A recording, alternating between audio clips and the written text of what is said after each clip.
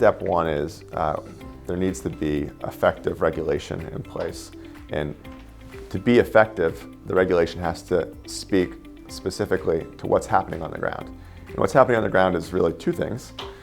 You have people, casual hosts, who are renting out the home in which they live on a part-time basis is one kind of activity. You also have professionals. Some of those professionals are licensed, some of them may not. Right now, the regulation only speaks to professionals.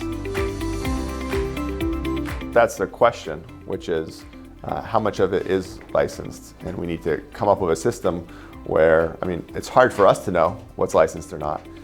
So we need to come up with a way to get that information and make it more transparent. One of the issues, though, is that even in Barcelona, for example, let's say you don't have a permit, but do you fall into the home sharing bucket or do you fall still into that other bucket? And that hasn't been defined, right? Objectively speaking, what is kind of casual and this common ground that everyone says is okay, but no one has defined how to qualify it. That's the challenge.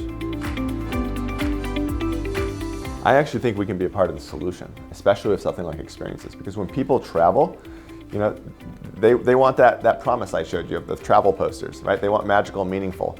And right now, what comes to mind is Ibiza, right? That sounds magical and meaningful. It has a brand. People recognize the brand. The truth is, though, Spain's a big country. There's a lot of great places and things to do, but they don't all have the same brand as Ibiza. So our product helps people get off the beaten path. Traditional tourism has you stay at a hotel, and all the hotels are usually concentrated in certain areas.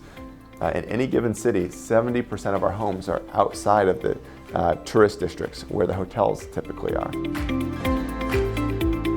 the reality is, more and more people on this planet are entering the middle class and wanting to travel the world. Tourism is only going to go up, and I think the challenge for cities and all of us is that how do you scale that responsibly? And I think by distributing it and not focusing it all on a single neighborhood is a really good way to do that.